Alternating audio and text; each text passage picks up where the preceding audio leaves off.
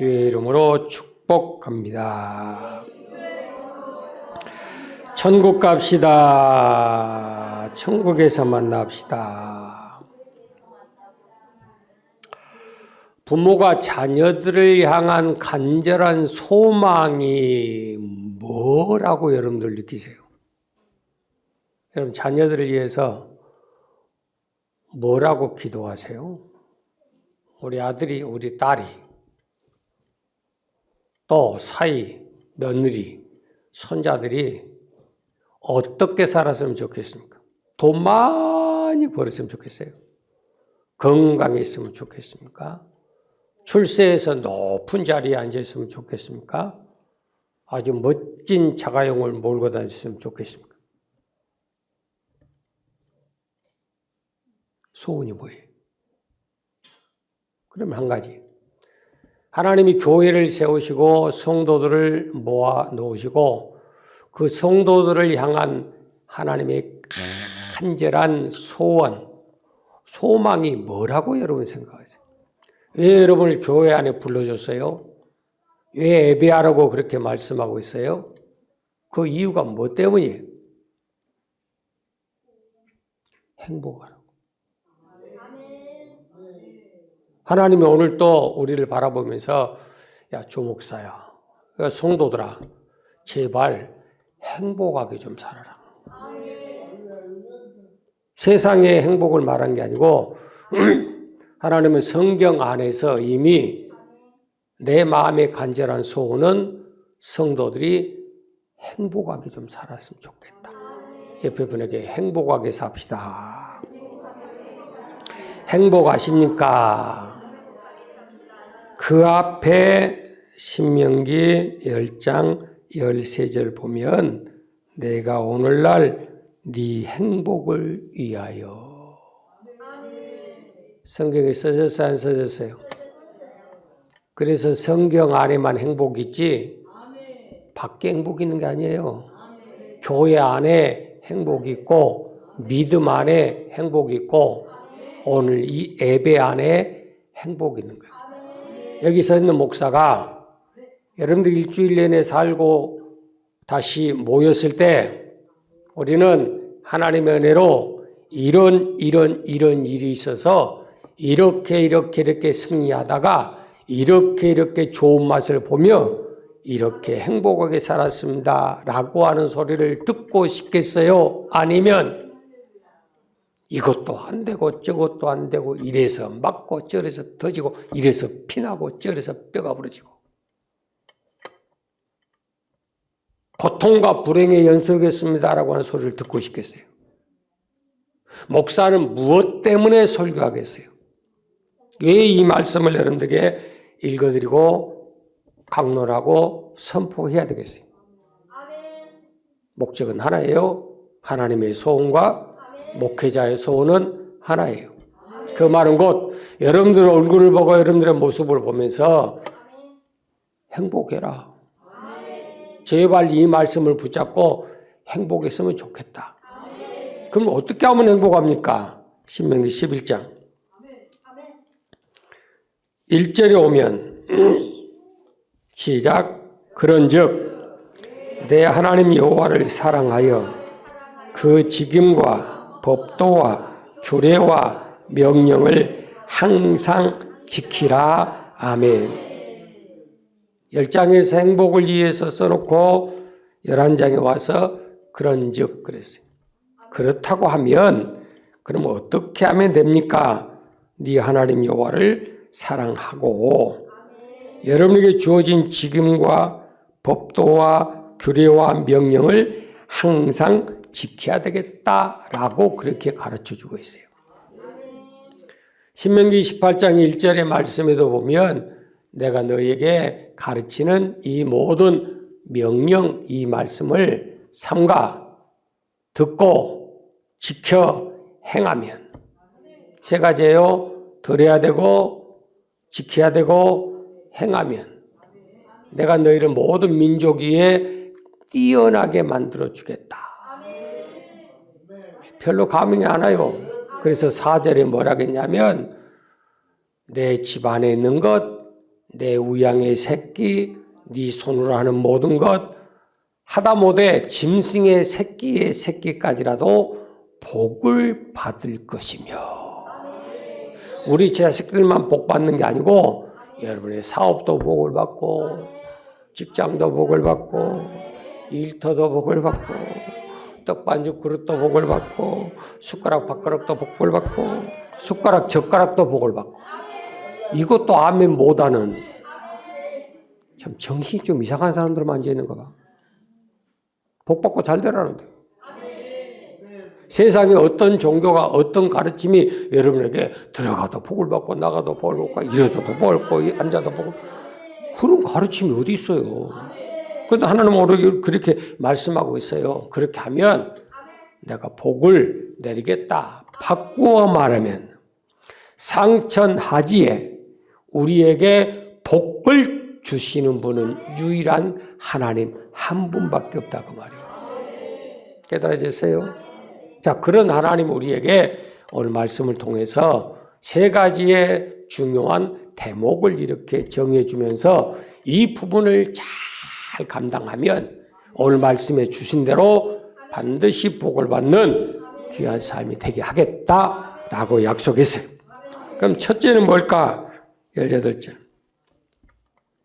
시작. 이러므로 너희는 나의 이 말을 너희 마음과 뜻에 두고 아멘.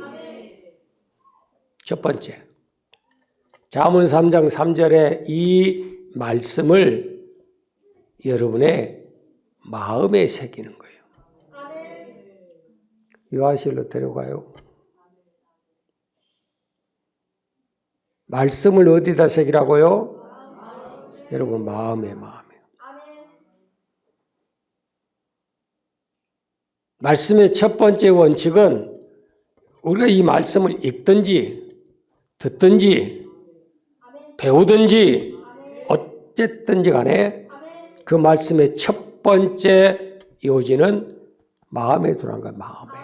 마음판에 새겨라. 깨달아지세요? 왜 마음에다 새겨야 될까? 여러분 인생사의 모든 생사복의 근원은 어디부터 시작하냐면 마음에부터 시작하는 마음에부터. 그래서 마가복음 12장 29절부터 하나님께서 말씀의 전체적인 핵심을 주면서 첫 번째가 뭐냐면 주 너희 하나님을 사랑해라. 그 사랑은 어디에부터 나오냐면 마음에서부터 시작한 마음에서. 깨달아지세요? 말씀을 여러분은 들을 때도 여러분의 마음밭이 어떻게 되어 있느냐에 따라서 거기에 대한 결과는 천태만상이에요. 어떤 사람은 길바닥처럼 꽝꽝하게 돼. 어떤 사람은 돌짝밭 같아. 어떤 사람은 가시밭 같아. 염려, 걱정, 근심이 마음을 꽉꽉 찌르는 거예요. 세상의 무거운 것들 때문에 내 마음이 꽉 억눌려 있는 거예요. 그러니까 말씀을 받을 때 여러분들이 마음이 지금 이 말씀 안에, 이 예배 안에 하나님을 사랑함에 없다라고 하는 것은 뭘 보면 아냐면 그 마음은 여러분의 눈으로 나오는 거예요. 깨달아지세요? 하나님 우리에게 원하는 게 뭘까? 지금 우리에게 원하시는 그 기본적인 첫 번째 자세가 뭘까? 그래서 하나님은 마음을 다하고, 그 다음에 뭐예요? 마음을 다하면 목숨이 나오고 뜻이 나오고 성품이 나오고 다 나오는 거예요. 하나님은 우리에게 원하는 게 뭐예요? 마음을 원하는 마음을. 그래서 우리가 겉의 행동을 가지고 어떤 행동을 했느냐 그게 중요한 게 아니고 네가 어떤 일을 하고 어떤 말을 하든 간에 사람처럼 간사하게 속여먹고 속일 수 있는 능력이 많은 짐승도 없어요. 그래서 하나님은 뭘 보시느냐? 네 마음을 보시는 거예요. 그래서 에레미야 17장 9절에 만물보다 부패되고 거짓되고 썩어 있는 것은 네 마음이니라 그랬어요. 그러니까 마음볼을 안 바꾸면 바꿔질 것이 없는 거예요. 그래서 이 말씀을 어디에 새겨라? 네 마음에 새기고 네 생각에 새겨라. 생각에. 절대로 네 생각 속에 악한 것이 새겨지지 않도록, 그것이 들어오지 못하도록 그 생각을 사로잡아, 그 마음을 사로잡아 그리스도에게로 복종시켜야 된다. 그것이 누구의 의무예요? 부모의 의무예요. 부모님들이 이 말씀을 받을 때, 이 말씀을 읽을 때, 이 말씀을 배울 때, 하나님 앞에서 예배하면서 이 말씀을 붙잡을 때 가장 먼저 해야 될 것은 부모의 마음이 하나님의 말씀 앞에 새겨져 있는 믿음이 돼야 된다고 말합니다. 두 번째, 또 그것으로 동그라미, 또 그것으로 마음에 새겼던, 뜻에 새겼던, 생각에 새겼던 그 말씀으로 너희 손목에 메고 기호를 삼고 너희 미간에 붙여 표를 삼아라. 내 손에 들고 있으라는 거예요. 여러분 이마에다 그것을 새기라는 거예요. 마음에 새겼던 그 말씀이 여러분의 손에 있어야 되고 여러분의 발걸음이 있어야 된다. 그래서 말씀은 잠언 3장 3절에 육의 신비에 새겨야 된다 그랬어요. 육의 신비가 뭐예요? 행동이거든. 행실이에요. 자, 말씀을 읽어라 라고 하는 그런 부분의 가르침도 좋아요. 그런데 말씀을 읽어라가 아니고 말씀을 읽는 거예요. 기도해라가 아니라 기도하는 거예요. 순종해라가 아니라 순종하는 거예요. 이것이 우리의 손목에, 우리 이마에, 미간에 써서 붙여야 된다. 우리의 행동 속에서 본이 될 수 있는 그런 모습들이 새겨져야 된다. 지금 그 말이에요. 여러분, 말로만 한다 그게 다 됩니까? 안 되지. 말을 듣고 자녀들이 배운 것이 아니고 부모의 행동을 보고 배우는 거예요. 그리고 부모들의 절대적인 복의 근본은 어디냐면 우리의 손목에, 우리의 미간에 써서 나타낼 수 있는 행실에 있다는 말입니다. 내가 예배 생활을 똑바로 안 하는데 자식들이 똑바로 하겠어요? 쉬지 말고 기도하라 했는데 내가 기도 안 하는데 자식들이 그걸 본을 어떻게 받겠냐 그 말이에요. 단도직입적으로 우리가 마음이 하나님 앞에 예배하는 데 있으면 예배의 시간을 늦을 리가 없어. 그러면 그 예배의 시간을 우리가 감당하도록 우리 행실로 본을 보이는 거예요. 그럼 자녀들도 당연히 예배 전 20분 전에는 와야 된다. 우리 교회가 예배 시작할 때 10분 전부터 찬양을 시작해요.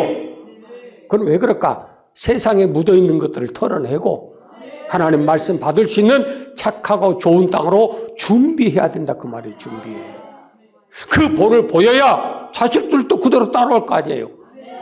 예배 시간을 통해서 여러분 마음이 주께로 있으면 네 눈이 하나님께 향하고 그 눈이 목사하고 마주쳐야 되는데 왜 잠자냐? 왜 졸아? 부모가 잠자니까 자식이 졸죠. 지금 그걸 말씀하는 거예요. 우리 권사님이 어머니 얘기를 잘하셨어요. 열심히 학교를 보내서 선생님으로 그 첫 번째 월급을 가지고 딱 오니까 어머니가 받은 그 월급을 딱 봤더니 그 자리에서 11조를 딱 되더라고요. 이것은 하나님 거다. 그러니까 기분이 나쁜 거예요. 내가 4년 동안 열심히 공부해서 직장 들어가서 첫 월급인데 왜 내 것 갖고 엄마가 마음대로 하세요? 그리고 어머니가 아니야. 이것은 하나님 거야. 아, 그때부터 월급의 모든 것에 소득의 11조는 하나님 거구나. 그렇게 배워서 지금까지 그걸 단 한 번도 어긴 적이 없다는 거예요. 이것이 여러분 손목에 메고 여러분 미간 이마에 붙여서 보여주라는 겁니다. 부모가 11조 안 하니까 자식들 11조 안 합니다. 부모가 주일 성수 안 하니까 자식들 주일 성수 안 해요. 부모가 기도 안 하니까 자식들 기도 안 해. 부모가 감사 안 하니까 자식들이 감사 없어요. 그러면서 뭘 본을 보여주고 그 자녀들이 뭘 잘 되기 위해서 여러분들이 어떻게 기도하고 예배하고 신앙생활 할 수가 있겠어요? 다른 것 아니에요. 하나님은 부모인 네가 마음의 생각에 이 말씀을 새기고 네 손목과 너희의 미간에 이 말씀을 또 그것을 기록해라. 마음에 새긴 것을 네 손목에 기록하고 또 네 미간에 붙이고 또 네 생활 속에서 그것을 보여줘라. 말씀의 원칙을 보세요. 또 그런 거. 듣기 싫어 죽겠어요. 안 그러세요? 하고 싶은 것 마음껏 하라고 하고 안 하고 싶은 것 마음껏 하지 말라고 하면 얼마나 좋겠습니까? 근데 성경은 그것이 아니거든. 여러분의 뜻에 여러분의 입맛에 맞춰주는 게 신앙이 아니고 하나님의 말씀과 규례와 명령과 법도에 우리의 삶을 맞추는 것이 신앙이에요. 부모가 자식을 잘못 가르쳐도 너무 잘못 가르친 게 있어요. 내 자식들이다 보니까 예배생활 똑바로 안 해도 오냐? 기도생활 똑바로 안 해도 오냐? 하나님 앞에 드리는 헌금의 생활 안 해도 오냐? 그토록 해서 지금 10년, 20년, 30년을 키웠어요. 그걸 아들로 삼아주고 딸로 삼아주고 며느리로 삼아주고 사위로 삼아줬어요. 그러니까 그 많은 세월이 지나도 지금 생활이 여전히 그 생활을 하는 거예요. 여러분, 지금 내가 내 마음이 하나님께 향하지 못하고 내 행실이 하나님께 향하지 못하고 하나님의 마음에 합하지를 못했는데 여러분이 과연 힘들고 어렵고 어려운 상황 속에서 곤란 가운데 상황 속에서 하나님 앞에 구하고 간구하면 하나님이 들어주시겠다고 생각하십니까? 생각 버리세요. 잠언 8장 17절 하나님은 자기를 사랑하는 자에게 사랑을 베풀어요. 자기를 간절히 찾는 자를 만나줘요. 내가 사랑 관계가 없는데 하나님 나 사랑해 줍니까? 내가 하나님을 간절히 찾는 그 마음이 없는데 네가 하나님을 간절히 찾을 때 하나님이 만나줍니까? 택도 없는 소리입니다. 이게 지금까지 교회가 잘못 가르친 거예요. 여러분 하나님의 자녀가 됐습니다. 구원받았습니다. 이미 구원받은 백성입니다. 그러니까 어디 가서 무슨 짓을 하든 간에 술집에서도 함께하고 기생집에서도 함께하고 악을 행하는 데서도 함께하고 주일 성수하지 못한 그 자리에서도 함께하고 그렇게 가르쳐 놨으니까 교회 문들을 닫는 거예요. 주일날 예배 딱 한 번 드린 교회가 흥하겠습니까?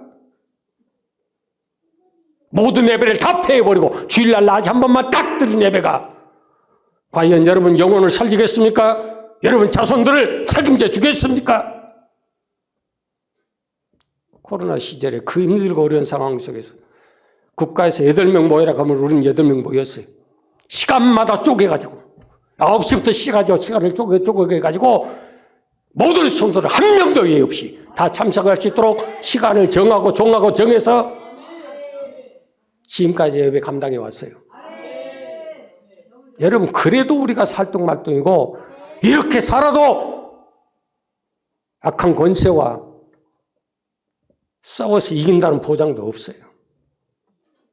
얼마나 세상이 악하고 더럽고 추접한데 우리가 기도하지 않냐고 하나님 말씀대로 내 마음에 새겨지지 않냐고 그 주의 말씀이 내 발에 등이 되고 내 삶에 빛이 되지 못하는데 여러분이 어떻게 빛 가운데 생활할 수가 있겠습니까?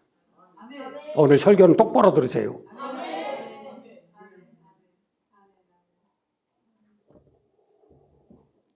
여기 서 있는 목사가 여러분들에게 얼마든지 타협할 수 있어요.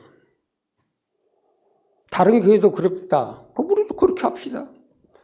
코로나 시절 때도 저에게 요구가 많이 있었어요. 목사님, 다른 교회처럼 우리도 인터넷으로 합시다. 영상 예배합시다. 남들은 다 하는데 왜 우리 안 합니까? 남들은 예배하는 게 당연하다는데 왜 목사님 그걸 고집부립니까? 제가 한두 사람한테 들은 줄 아세요? 단 한 번도 타협해 본 적 없어요. 이토록 여기 서 있는 목사가 말할 수밖에 없는 그 이유에 대해서 말씀드릴게요. 신명기 37장 26절 보면 하나님 우리에게 부모에게 어른들에게 선생들에게 당부하는 말씀이 있어요. 자, 머지않아서 신명기 32장 7절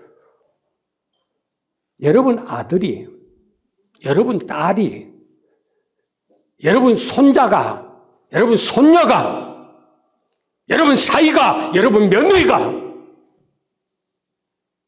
아버지 신앙 때는 어떻게 했어요? 어머니는 그런 상황 속에서 어떻게 기도 생활하셨어요? 그런 극박한 상황 속에서 어떻게 하나님을 찾으셨어요? 내 앞에 복과 저주 생명과 사망이 놓여 있을 때 과연 어떤 걸 붙잡으셨어요? 라고 묻거든. 부모들이여, 어른들이여, 선생들이여, 앞선자들이여 대답할 것을 가지고 있어라.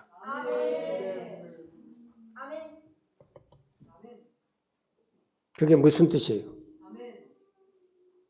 여러분, 내가 어른 되었다, 부모 되었다, 앞선자가 되고 선생이 되었다 라고 하거든. 항상 여러분들이 대답할 것을 준비하고 가지고 사셔야 됩니다. 유아실은 왜 만들어놨어요? 애들 데리고 유아실 들어가세요.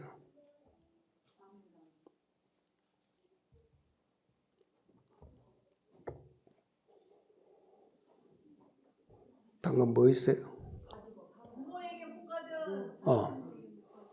그래서 자식들이 묻는 거예요. 부모님한테 물어봐. 할아버지 할머니한테 물어봐. 그런데 할아버지 할머니가 뭐라고 대답할까? 여러분 아버지 어머니가 뭐라고 대답해 줄 수가 있을까? 자, 여러분들 한번 스스로 생각해 봐요. 여러분들이 그 자식들에게 대답해 줄 수 있는 그런 대답거리를 가지고 사세요? 그걸 점검하는 게 믿음이에요.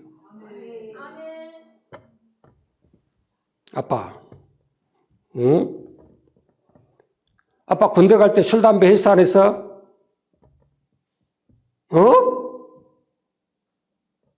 왜? 이거 대답해주는 폼을 보니까 다 했구만. 그래서 대답할 것이 필요하다 그 말입니다. 코로나 때 엄마는 어떻게 했어? 예배 생활을 어떻게 했어? 그때는 우리가 이렇게 하나님 앞에 예배하고 기도하기를 목숨 걸었단다. 이야, 우리 아빠, 우리 엄마 왜 박수를 안 쳐? 박수 받을 일이 있어야지. 여러분 가슴에 카네이션 꽂으려고 생각하지 말고 여러분 마음에 하나님 말씀을 꽂고 여러분 생각에 하나님의 명령을 새기고 여러분의 손목과 이마에 그 말씀을 기록해서 자녀들로 하여금 그것을 보고 느끼고 살게 하라.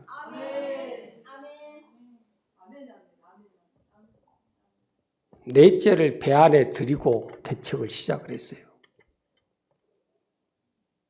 한 명도 없는 상황 속에 진짜 피 터지게 하고 살았습니다. 6개월 동안 단 한 명도 없었고 길도 없고 도로도 없고 건물도 없고 아무것도 없는 허벌판에 그 건물 안에 덜렁 있어. 차도 없어요. 버스도 없어요. 택시도 안 들어와요. 사람이 있어야 들어오지. 집에서 자본 적이 거의 없어요. 이 성전 건축하고 나서서 집에서 자지. 왜? 교회가 집이라. 집에서 자본 적이 없어요.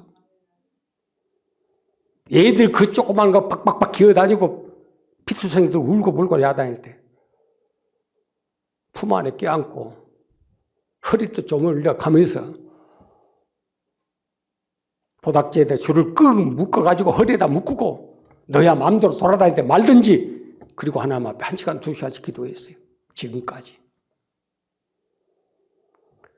여러분 여기 서 있는 목사가 당신은 목사니까 그러지 않습니까? 라고 말할 수 있겠지만 목사도 하나님 앞에 가면 심판받을 거고 여러분들도 하나님 앞에 가면 심판을 받을 거고 선악간에 다 심판받을 거예요. 나는 내 심판대 앞에 섰을 때 내가 어떻게 하나님 앞에 설 것인가? 무엇을 가지고 하나님 앞에 자랑거리를 가지고 갈 수 있겠는가? 그걸 기대하고 사는 것이지. 여러분은 여러분 나름대로 내 믿음 생활에 대한 결과를 하나님 앞에 갔을 때 어떤 보상을 받을 것인가? 그걸 가지고 살아 그 말입니다. 그거는 지가 잘났다고 자랑한 게 아니에요.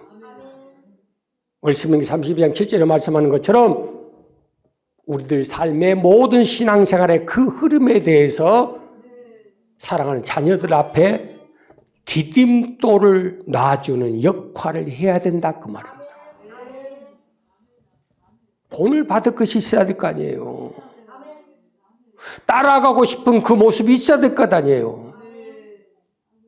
우리 목사님 만나서 같이 얘기하시면서 개척을 저보다 2년 빨리 했고 목사는 저보다 1년 빨리 받았고 근데 올해 이제 은퇴하셔.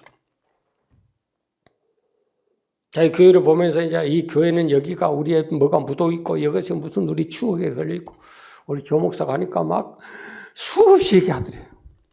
그래서 그 목사님 제게 하는 말은 뭔 말이에요? 내가 하는 말은 조 목사님은 다 이해할 거예요. 왜? 유루상종이야. 그잖아. 그분이 했던 그 일이나 내가 걸어왔던 일이나 똑같아. 다를 게 하나도 없어. 그러니까 이심전심 내 마음도 알아주고 네 마음도 알아주고 우리 힘들고 고생한 것 좀 알아줬으면 좋겠다 라고 하는 얘기지. 여러분 육신적인 세상적인 것들도 말미암아서 자기 자식들에게 인정받고 싶어하는 것들이 부모들의 간절한 소원이라고 한다면 우리의 믿음의 삶의 연륜은 마찬가지로 하나님 앞에 우리가 얼마나 의롭게 정직하게 공평하게 믿음 안에서 살았는가. 그게 더 중요해요. 깨달아지세요? 우리의 마음에 새기고 우리 육의 신비에 새겨서 우리의 마음이 하나님께로 향하고 우리의 모든 행동이 하나님과 함께 동행할 수 있는 선한 열매 맺을 수 있는 그런 가정을 만들어 가야 되는 것이 첫 번째. 두 번째, 19절 봅니다. 시작. 또 그것을 아멘. 뭐라고요? 또 그것을. 좀 열받지 않으세요? 내가 그렇게 살았으면 자식들은 완전히 그냥 평탄대로로 비단길만 살았으면 얼마나 좋겠어요. 근데 하나는 그게 아니거든. 내가 살아가는 방법을 내가 깨달은 말씀을 나의 삶의 원리를 또 그것을 네 자녀들에게 부지런히 가르쳐야 된다. 두 번째 원칙은 뭐예요? 부모의 신앙이 자녀들에게 전달되도록 하라는 겁니다. 그래서 또 그것을 너희 자녀에게 너희 자녀 18절에 말하는 이 말을 듣고 네 마음과 뜻에 두고 또 그것을 네 손목에 메고 기호를 삼는 너희 미간에 붙여서 표를 삼는 네 자녀에게. 그러니까 부모가 그런 생각을 모르면 자식들에게 못 가르치는 거예요. 맞아요, 틀려요. 그래서 부모가 받고 살았던 순종했던 그것을 그 자녀들에게 첫째 가르치며 그랬어요. 가르쳐라. 언제부터 가르칠까요? 어떻게 가르칠까요? 뭘 가르칠까요? 잠언 22장 6절 아이 때부터 가르치라. 언제 때부터요? 뱃속에 들어있을 때부터요. 여러분 자식이 생기기 전에 기도 안 한 사람 어디가 있어요? 내가 주례했던 목사님 딸이 있는데 제 앞에 목사님 오셔가지고 조 목사님 기도 좀 하시오. 그랬어요. 왜? 열심히 기도하시오. 아, 우리 딸 위해서 기도하란 말이오. 주례 썼으면 책임져야지. 그러더라고. 아차, 주례도 함부로 쓰면 안 되겠구나. 주례 쓰면 내가 책임져야 되겠고. 그러면서 하는 말이 자식이 지금 안 생기니까 자식 때문에 시험관하고 막 이제 여러 가지 과정을 걸쳐야 되니까 목사님 기도 좀 해야 되겠습니다. 주례자가 책임지요. 그러길래 그때부터 나 책임져.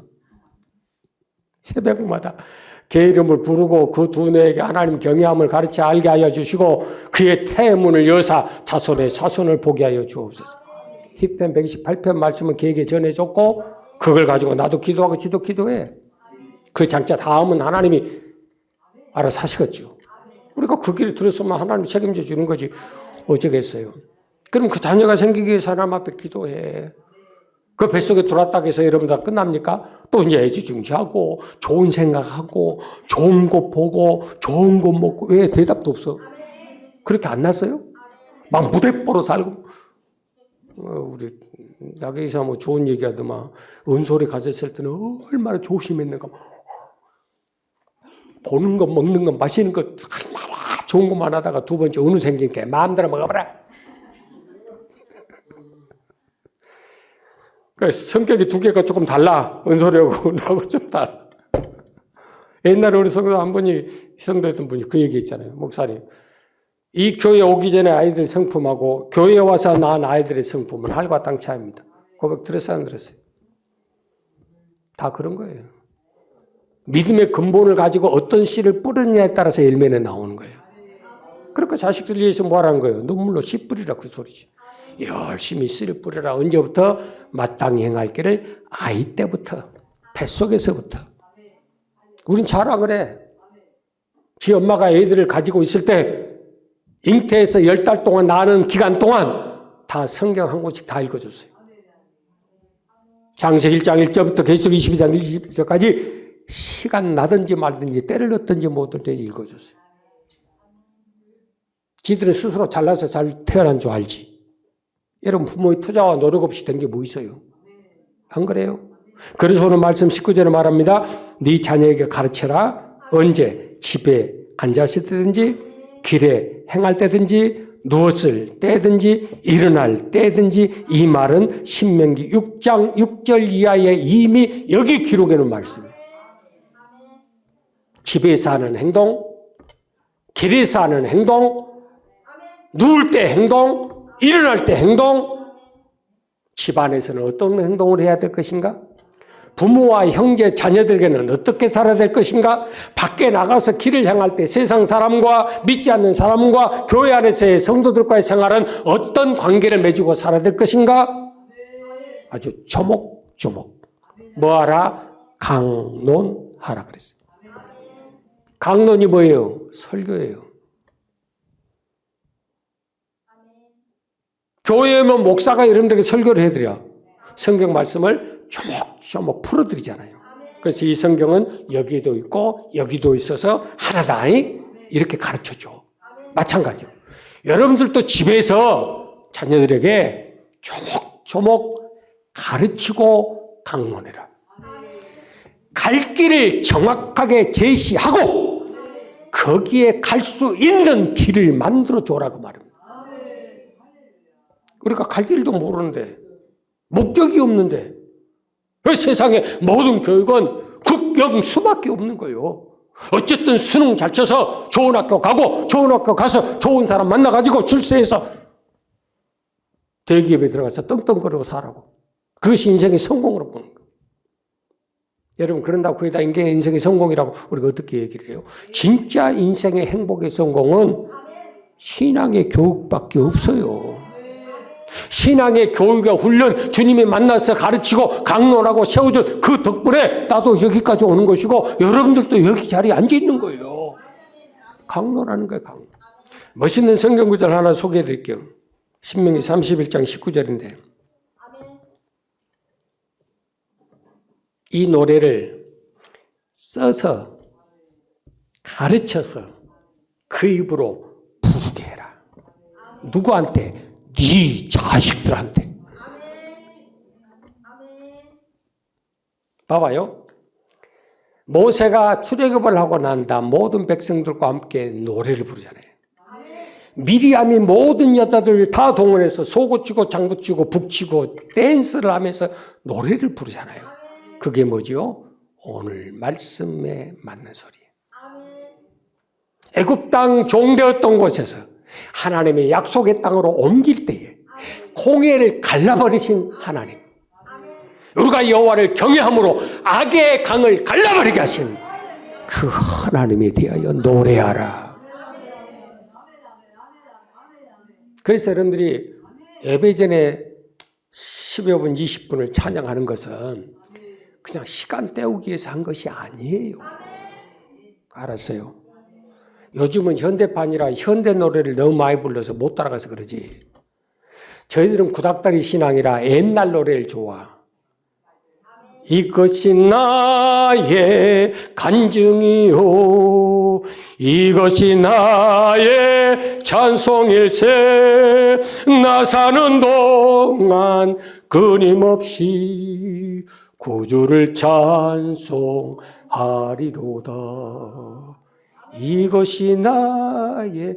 이것이 부모의 간증이요, 이것이 부모의 노래니라. 그러면 그 노래를 자식들이 듣고 그 노래를 담아서 그들로 하여금 부르게 하라. 이게 신앙의 가정의 핵심입니다. 어느 트롯 가수가 노래를 엄청 많이 하라. 내 주위에 우리 노예 안에 있는 목사님도 두 분이나 계시는데, 한 분은 저보다 훨씬 어리고 저보다 한두 살 많은 분도 계세요. 그 목사님이 뭐라고 하냐면, 지난 미스터 트롯에 나가려고 그랬는데 나이가 탁 걸려가지고 못 갔다. 그 노래를 자기가 하는 말은 세상가 유행가 300곡, 500곡을 다 알고 있대요. 그래서 우와, 목소리도 또 트롯 노래는 엄청 잘하는데, 그래서 찬송은 잘하신가 봤더니 찬송은 별로 못하더만. 그 앞전에 교육계에서, 우리 교회에서 설교하셨던 그분이 딱 밖에서 서서 같이 얘기 나누면서 뭐라고 하냐면, 내가 트롯을 얼마나 잘 부른지. 연합회가 있어가지고 찬양 인도를 했는데 한 번 들어보더니 끝까지 자기한테 다 맡겨갖고 노래 불렀대. 트롯을 얼마나, 이놈의 목사들이 트롯 목사들밖에 없어요. 이틀 전인가 일을 하면서 우리 교회 집사님 한 분이 노래를 부르는데 트롯을 불러. 트롯에다가 뭘 넣냐면 하나님만 넣었어. 그래서 내가 저것도 물들었네, 구 아무개 목사한테. 그분이 세계를 쓸 거다 이거든. 트로트를 이 찬양의 가사로 딱 섞어가지고 바꿔가지고 강대성 다 쓸어버리고요, 댄스를 치고 다녀요. 그 트롯 가수가 뭐라고 하냐, 어떻게 해서 그 노래를 많이 하냐, 어떻게 노래를 잘하냐 그랬더니, 우리 할머니 권사님 손에서 자랐는데. 안 웃는 거 보니까 아직도 센스가 없는 인간. 할머니 권사님 손에서 자랐대. 부모님 손에 자란 게 아니고. 아직 감이 안 와요? 와요. 이제는 갔어요? 트롯밖에 안 배웠대. 할머니 권사님이, 나 지금 세 번째 얘기하는 거예요. 나 두 번째 얘기가 안 좋아하는 사람인데, 네 번째, 할머니 권사님이 산송가를 불러본 적이 없답니다. 앉으나 서나 트롯 손가. 왜 안 해? 앉으나 서나 트롯 노래. 그러니까 손지가 어렸을 때부터 지금까지 트롯밖에 몰라. 내가 그 얘기를 들으면서요, 이야, 심각하다. 장로님의 가정에서는 어떤 노래가 나올까? 안수희 집사의 집에서는 어떤 노래가 나올까? 여러분 자동차에서 과연 어떤 노래가 흘러나오고 있을까?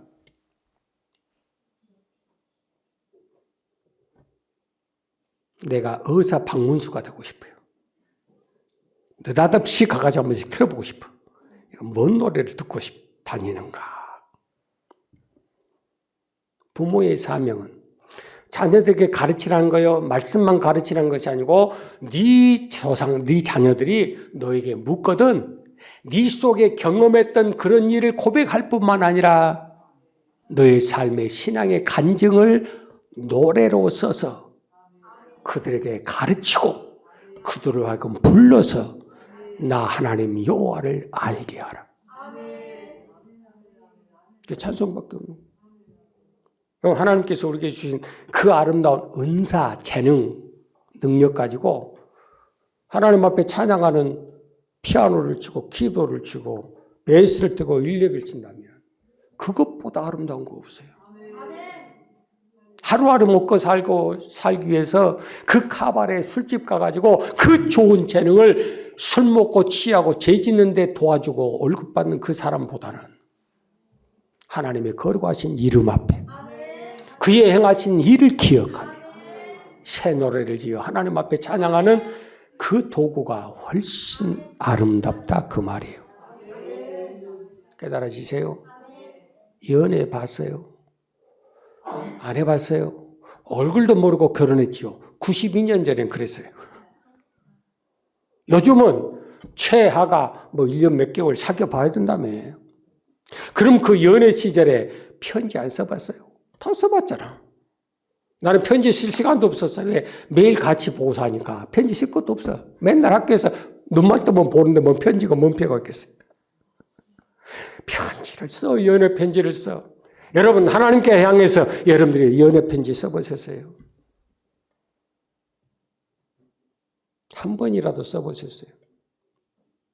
하나님이 내게 베푸신 그 은혜에 대해서 애굽 땅 종되었던 430년의 생활을 청산해 주심에 대해서 우리의 모든 과거의 허물과 죄를 끊고 홍해의 그 강을 건너게 한 그 일에 대해서 하나님 우리에게 만나와 매초를 먹이사 우리의 모든 광야의 생활 가운데 친히 먹이시고 입히시고 재우시는 그 은혜에 대해서 여러분들이 감사로 은혜의 보답으로 편지 써 보셨냐고요? 써봤냐고요? 그래서 성경은 우리에게 분명히 주님 말씀하십니다. 지금부터라도 써봐라. 아멘이 시도 없어요. 오늘 숙제 내줄 테니까 하나님께 대해서 노래를 한번 지어봐. 알았지요? 다음 주 숙제 남편 아내에 대해서 한번 써봐. 연애 편지를 한번 써볼게. 그 다음 주 숙제 그럼 이제 1년 365일 뭐 해야 돼? 편지만 써야 돼. 편지만. 그걸 아무도 몰라 먹어도 돼. 음정, 박자 무시해도 돼. 음치 아니라 곡치어도 상관없어. 그것만큼은 하나님이 여러분에게 주신 타고난 저마다의 능력이에요. 맞죠? 찬양 부를 때 나는 항상 불안해. 최권사가 어떻게 빠져나갈까 무서워서. 정신 똑바로 안 차리면 나도 찬양 틀려버려. 그래도 그 은사는 그에게 준 거예요. 그러니까 하나님께 주신 은사를 지 혼자 집맛대로 도로 부르든 도로 부르든 상관할 것 없어요. 옆에 사람이 이러니 저러니 저렇고 그렇고 방아를 찍거든 찰떡돼서 나올란갑다. 그리고 그냥 인정해버려. 알았어요? 누가 박자가 맞니 음정이 맞니 안 맞니 너는 왜 올라가니 내려가니 그것 맞추다가 은혜 떨어지니까 생긴 대로 하고 살아. 할렐루야.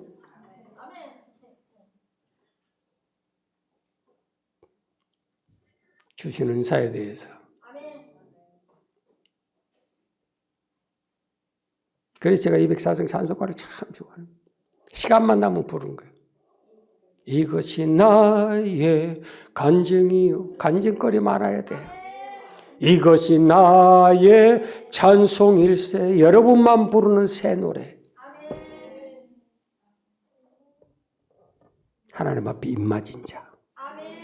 새 노래를 지어서 우리를 구원하신 보좌에 앉으신 하나님과 어린 양에게 올려드리니라.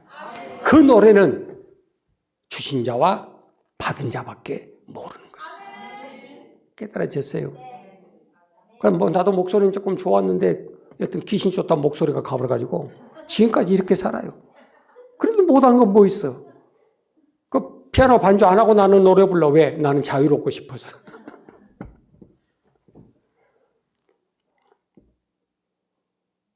세 번째 20절 갑시다. 20절 시작. 또 내 집 문설주와 바깥문에 기록하라. 아멘. 또 귀찮게도 만들어. 여러분 집 안에다가 도배를 해라 그 말입니다.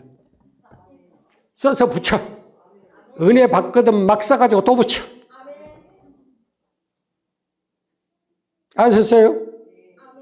방금도 말씀 이렇게 쭉 묵상하고 집에 아무도 없어요. 그럼 저 혼자서 이제 거실에 걸어다녀. 5분, 10분을. 그러면서 기도해. 마지막 주신 말씀을 정리를 하는 거예요. 쭉. 그러니까 벽에 붙은 걸 이렇게 보면서 위에서 아래까지 쫙 한번 훑어내는 거예요. 그 말씀 딱 보니까 주의 종들에 대한 그 부분이 성경이 쫙 기록되어 있는 거예요. 그걸 쭉 읽어봤어요. 우리로 하여금 하나님이 정해놓은 윤례와 법도가 있는데 그것을 어기면 안 된다는 거지. 그래서 아침에 나오기 전에 하나님에게 주신 것은 기름 부음 받은 자를 만지지 말고 상하게 하지 말아라. 그 말씀을 몇 개 구절이 써진 거 다 그거 읽고 왔어요. 그러면 그 만지고 상하게 하면 화가 있다는 거지. 화가 있고 저주당하는 하지 말라는 거죠. 그 말씀이 여러분의 안방에도 붙어 있고 거실에도 붙어 있고 대답도 하나도 없고 있는 것도 뜯어보려고 해야 되는데. 자, 5월달, 6월달 세 사람께 달력에 있는 성경 구절 아신 분들 시작. 새벽에 나오신 분들만 알아. 내가 2번 내가 했거든. 달력을 찢었어도 거기가 무슨 설교가 말씀 있는지도 몰라. 그렇잖아. 오늘 낮에 말씀 전하고 오늘 저녁에 여러분들에게 한마디 딱 물어보면 아무도 몰라. 그래서 나는 또 써먹어야 돼. 그러지 않게 하기 위해서 여러분의 문설주에, 여러분의 문지방에, 여러분의 방에다가, 여러분의 거실에다가 보이는 데는 다 붙여라고 말합니다.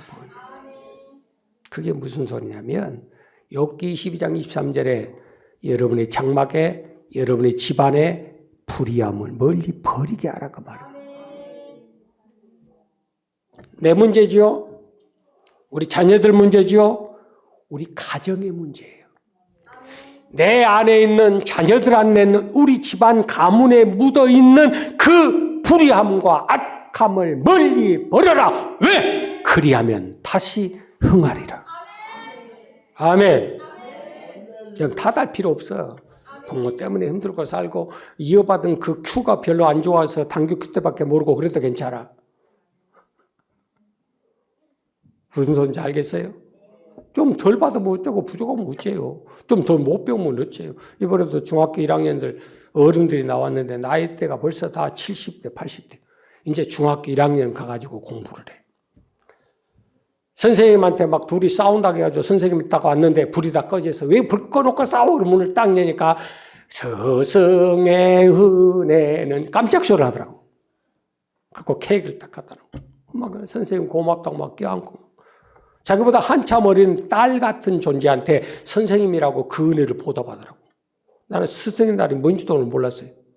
장로님이 전화 가지고 식사합시다 그러고 밥 먹으러 나가서 그러니까 오늘 스승의 날인다 그래서 나 밥 한 그릇 먹었어. 모르고 지나가 버려. 여러분 가정이 보호가 되고 여러분 가문이 보호가 되고 여러분이 하는 모든 삶의 일터의 직장의 생활사가 다시 흥하려면 오늘 주신 이 말씀을 또 네 집안에 새기고 문설주에 새기고 인방에 기록해서 들어오면서 보게 하고 나가면서 보게 하고 앉으면서 보게 하고 누워서도 보게 하고 나도 그렇게 지금까지 30평생을 써놓고 읽어요. 지금도 똑같아. 죽을 때까지 똑같아.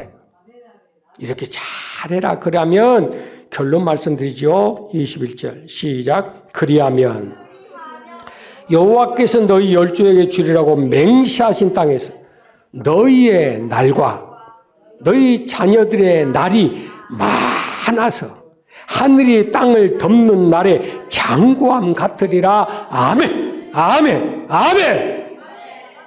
말씀에 아멘 아멘 아멘 하라 했잖아. 경외하는 자는 그 인생이 장구하죠. 악인은 그 인생을 짧게 만들어버려요. 말씀하죠. 나의 날이 장구하고 너희 자녀의 날이 많게 하려면 얼마나 많은데요. 하나님이 태초에 청지를 창조하사 여기까지 있는 날만큼 많게 하려면 바꿔 말할까요? 영생의 축복이에요. 그 복을 받고 싶거든. 이것을 받아야 진짜 행복이라는 걸 느낄 수가 있다 그 말이에요.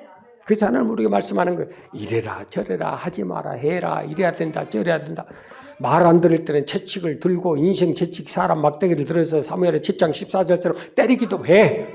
안 된다고 막 콕콕 찌르기도 하고 있는 거 가져가 보기도 하고 있는 거 막 부러뜨려 버리기도 하고 불 가운데 집어 던져버리기도 하고 그때마다 그 주신 모든 거는 뭐예요? 네가 불행한 길 잘못된 길 가니까 제발 옳고 의로운 길 가서 너와 네 자손이 영원히 복을 받고 잘 되라. 그래서 시편 37편 25, 26절에 의인은 결단코 그 평생 산 날 동안에 그와 그 자식이 걸시감을 보지 않게 하고 종일토록 하나님께서 주신 그 은혜를 나누고 베풀고 쓰고도 남을 믿도록 그렇게 만들어 주겠다. 그걸 기대하고 살아요. 그걸 기대하니까 오늘이 행복한 거예요. 그걸 기대하니까 없어도 모든 것을 다 가진 자인 거예요. 그걸 기대하니까 아무것도 가진 것이 없어도 모든 것을 가진 능력자로 사는 거예요. 그런 소망이 있으니까 근심거리 많은 세상 속에서 항상 기뻐하고 살아갈 수 있는 능력자가 되는 거예요. 그게 믿음이에요. 깨달아지세요? 세상의 행복은 자기가 지금 어떤 것을 가졌느냐, 어떤 것을 받았느냐, 어떤 걸 누리느냐 거기에 대한 기준이지만 하나님은 우리의 부요함은 믿음의 부요함이라고 말씀했으니까 하나님을 경외하고 그 말씀에 복종하라는 이 말씀이 여러분의 마음의 생각에 새겨지고 여러분의 손목과 이마에 다 기록되어야 되고 여러분 자녀들을 그것을 가지고 앉을 때든 누울 때든 설 때든 길을 행할 때든 열심히 가르치고 강론하고 저들로 하여금 생활 속에서 새 노래로 하나님을 찬양할 수 있도록 만들고 여러분의 장막과 여러분의 직장과 여러분의 사업과 하는 모든 손으로 되는 것들마다 악은 멀리 버리고 의로움으로 충만하게 채워져서 네 자손 천대에게 영원히 복준다는 약속을 이룰 수 있는 축복의 가정이 되기를 주의 이름으로 축원합니다.